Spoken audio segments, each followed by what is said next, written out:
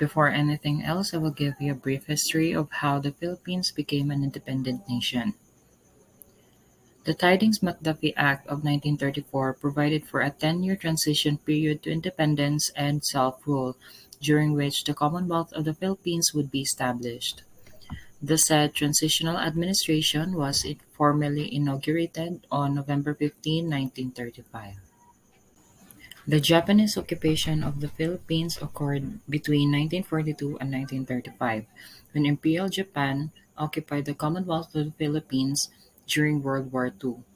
The invasion started on December 1941 after their surprise attack on the U.S. Armed Forces in Pearl Harbor. The Philippine officials during that time established a government in exile, first in Australia and then in Washington. Concurrently, General Douglas MacArthur, the military advisor to the Commonwealth, had left the country for Australia in March 1942 via Mindanao after the fall of Bataan and Corregidor. It was also then that he declared, "I shall return." General Douglas MacArthur came back with his forces in Leyte on October 20, 1944, and thus fulfilling his mammoth and well-known pledge.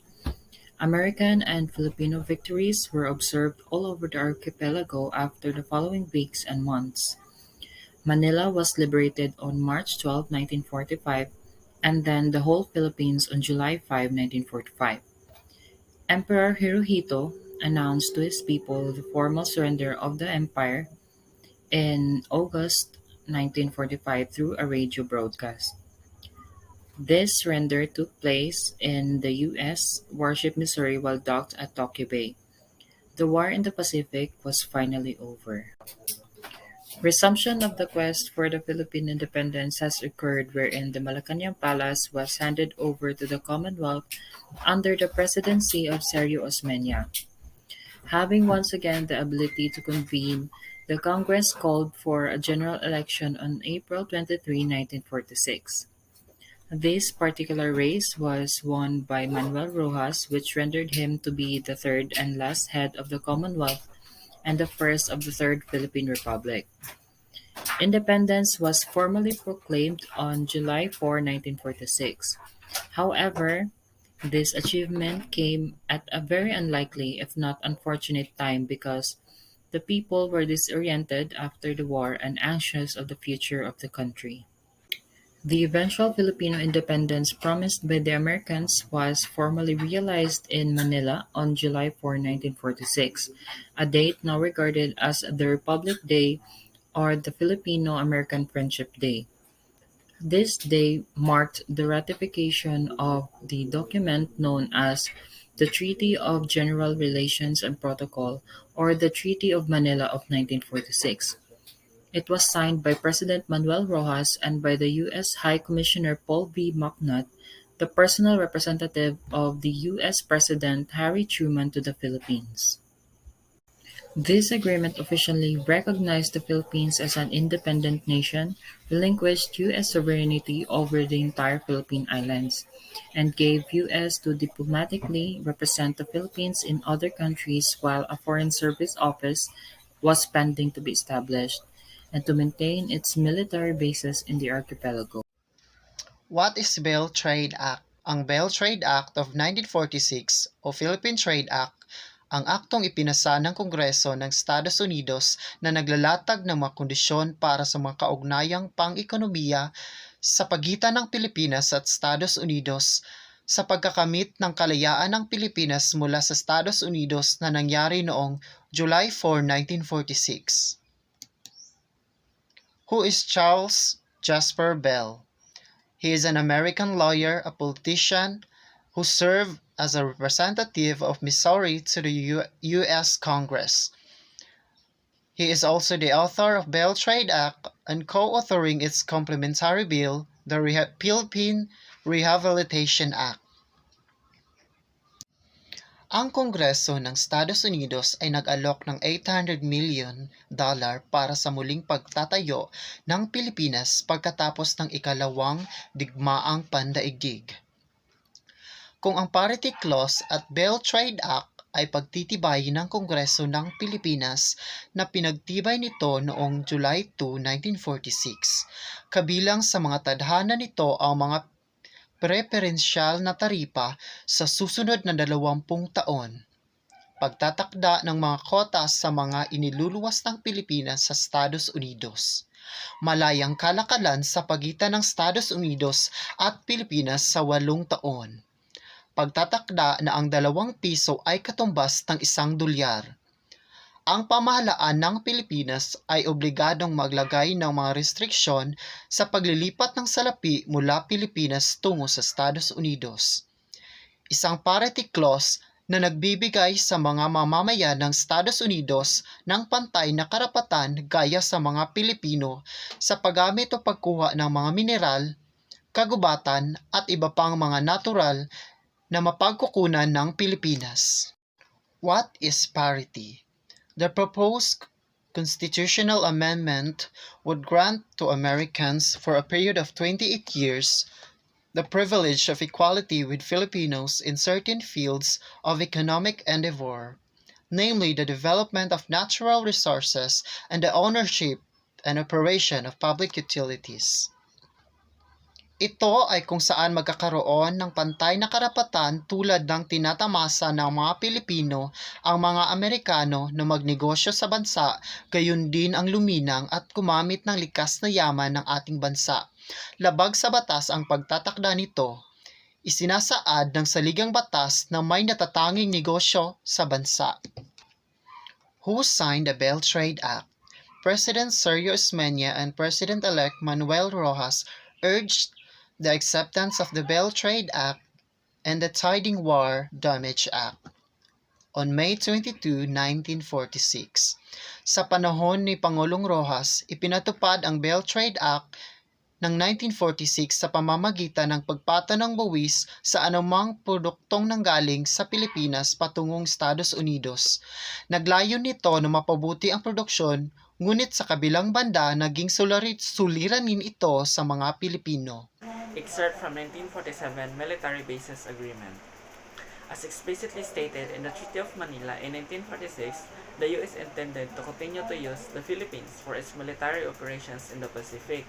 Many believe that the preservation of U.S. bases in the country, as well as the granting of parity rights to the Americans, was inconsistent with the idea of independence.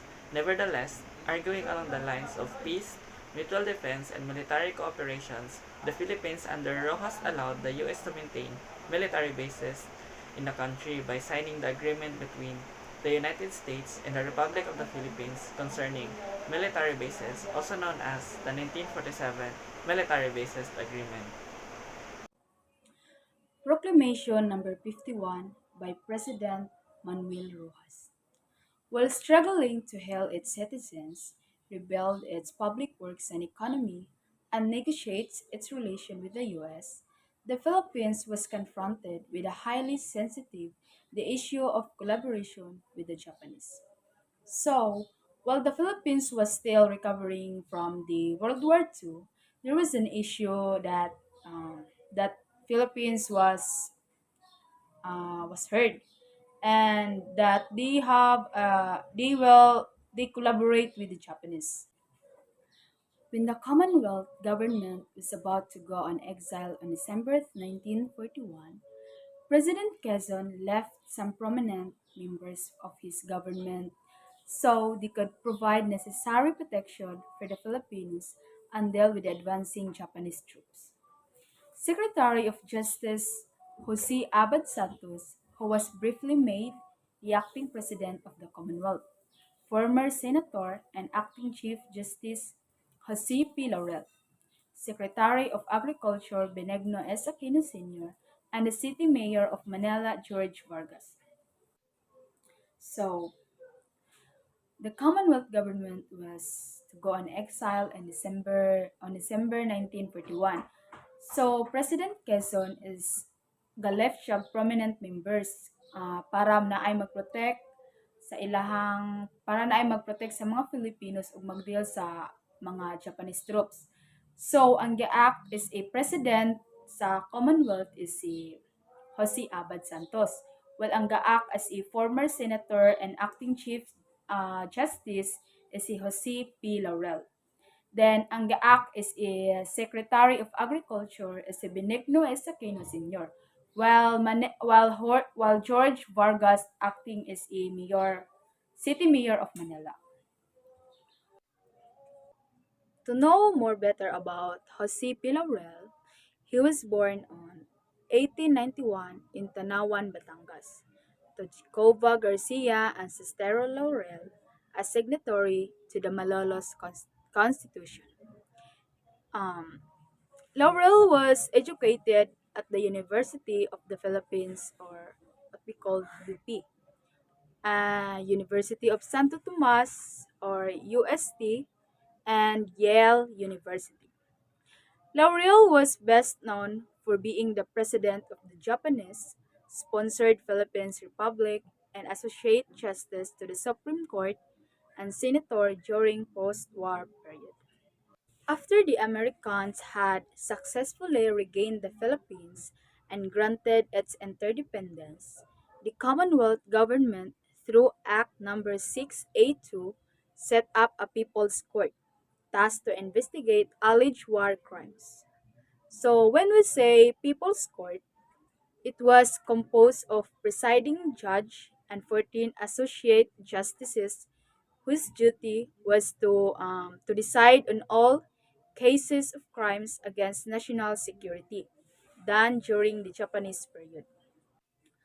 Okay, so after sa Amerika na regain ang Philippines o after nila nakagrant sila og interdependence, ang Commonwealth government through sa pamaagi sa number 682, nag-set up sila People's Court. When we say People's Court is muna siya ang silbi mo siya kanang naay judge dinay 14 ka associate justice nga mag-abot sa kanang mga law bitaw kanang mag case sila about sa mga crimes against sa mga national security, mga inana bitaw atong daw atong Japanese period. So, in September 1946, Laurel appeared before the court to plead not guilty. He eloquently proclaimed, "I am neither pro-Japanese nor pro-American. I am pro-Filipino. There is no law that condemns me for having placed the welfare of my people over and above that America. I am not expecting a decoration. I do not claim to be a hero. Although human justice may, what matters is that I am innocent before by my conscience and my God. I shall face my Creator in full of confidence that I had dedicated my powers, talents, and energies to the services of my country at a time when she needed the most." So, ato dong September 1946, si Laurel is iyahang nag-defend siya sa iyang self as not guilty.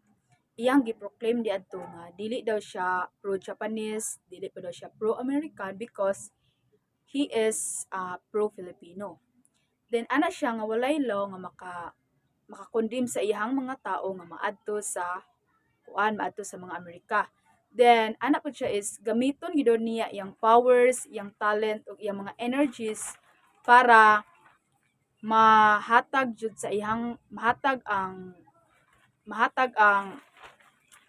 ang kalinaw or mga services sa iyang people. Then wala pa siya nag if nga hero siya. Ang iha lang jud is makatabang siya sa iyang mga tawo, which to solve the collaboration issue and to prevent the government from losing some of its sharpest mind, such as Laurel and Claro M. Recto, a blanket amnesty was proclaimed by President Manuel Rojas in 1948. When we say blanket amnesty, it is a blanket abolition of an offense by the government with the legal result that those charged or convicted have the charge or conviction wiped out. Okay. To solve daw ato nga to solve sa ato nga collaboration issue is og para pod ma-prevent sa mga government na mawat-an sila mga sharpest mind is when we say sharpest mind is muna siya mga intelligent people like ni Laurel and Claro M. Recto, mga intelligent people na siya. So, giproclaim ni President Manuel Rojas atong 1948 ang Black Amnesty. When we say Black Amnesty is muna siya ang kanang kuan bitaw kanang mga muna siya ang silbi gapawalang sala sa mga group of people nga naka-commit og crime, just like nilang Laurel o Claro M. Recto is naka-comment na sila atong collaboration kunuhay daw nila sa Japanese. So ang na-accusean sila ato og treason. Kaning treason is when we say treason is muna siya ang kanang murag ilang gi-betray bitaw ang country nato. Example ana is kanang nagkuan sila kanang silbi murag nahimo silang alay sa Japanese. Muna siyang gi kuanan sila. Muna silang gi-save sila ni President Manuel Rojas. Now therefore, I, Manuel Rojas, President of Philippines, by virtue of the power in me vested by Article 7, Section 10 of the Constitution, so hereby proclaim and grant full and complete amnesty to all persons accused of any offense against the national security for acts allegedly committed to give aid and comfort to the enemy during the last war, provided, however, that this amnesty shall not extend to persons who are now or may hereafter be accused of treasons for having taken up arms against the allied nation or the members of the resistance forces, for having voluntarily acted as spies or informers of the enemy, or for having committed murder, arson, coercion, robbery, physical injuries, or any other crime against person or property for the purpose of aiding and abating the enemy in the war against the allied nation or in the suppression of the resistance movement in the Philippines. And that's the end of our report. Thank you.